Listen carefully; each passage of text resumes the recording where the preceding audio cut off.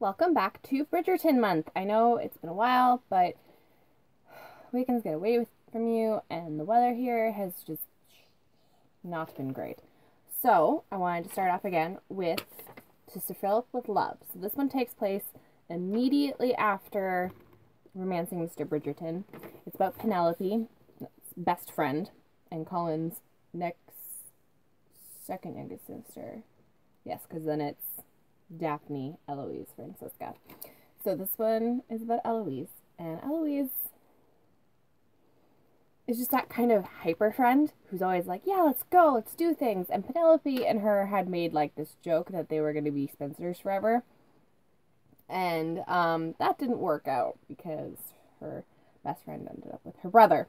So she decides to take matters into her own hands and find someone. She's an avid writer, writes lots of people, and so she finds Sir Philip, and she leaves in the middle of her brother's wedding ball to go visit him at his estate and his kids because he needs a mom because his wife is an interesting case because it's hard to tell, especially with historical romances, what is an author alluding to a problem that is not really a problem nowadays. It's something that's out in the open, something we deal with openly, or just depression. And I don't know. It's hard to tell. She wasn't very. It was. I can't remember if it was arranged or just one of those more political marriages. And she just had no interest in him, no interest in the marriage bed at all. Like, just lied there, did her duty, and it made him feel horrid, like he was forcing himself on her. And they ended up having twins. So then he just never saw her again. He threw himself into horticulture, which was his thing, and I think she drowned. It's been a while. It's not one of my favorites, but it's interesting, and it has one of my favorite scenes, which I'll talk about once we put the spoiler wall up. But Eloise gets herself into some problems, and that's the beginning of the book.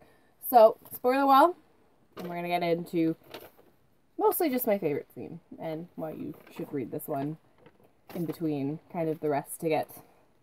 It's always nice to see how certain people are doing, especially with families. You get to see more than just, oh, we're getting married and we're happy and all that, where you get to see people not just deal with their problems, but happy years down the line and dealing with other things. And yeah, so I'm going to throw up the spoiler wall.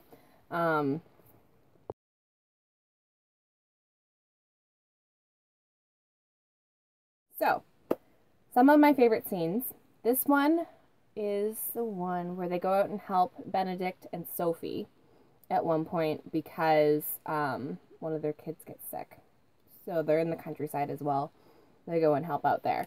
But one of my favorite scenes ever is so Eloise is the next youngest sister. So all of her elder brothers come charging in to Sir Philip's house. It's his house, not any of theirs. They come charging in to take their sister back. And it is one of the most amazing shows of brotherly love, and it's just amazing to see all three of them together and how different their personalities really are. Because you get into romance novels and some things can kind of be similar, but when you see families together, you see how people are really individuals and how they deal with things differently. And it's just wondrous and special, and it's dealt with Julia Quinn's signature humor, and it's just wonderful. It's a good little coming to with Eloise realizing that she and Philip can be more than just like friends, that she can actually be a mother to these children and give them what they had been lacking because their mom didn't really pay attention to them. She was kind of trapped in her head a little bit. And her father also wasn't very good at, their father wasn't very good at that at first and kind of needed someone to push him and show him what children do and what children need. And coming from the large Bridgerton household, where in these books, they start out, you get to meet Hyacinth and Gregory when they're like 10.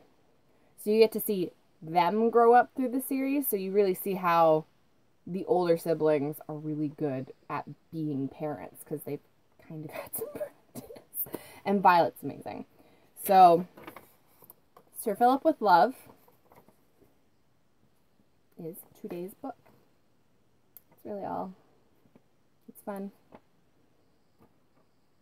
Read it. Down in the comments below, people actually who want to talk and post things, we can talk about surrogate families and kind of stepping into those kinds of things. Give it a like if you want to see, I don't want to say more countryside romance novels, or just the rest of Bridgerton month in general.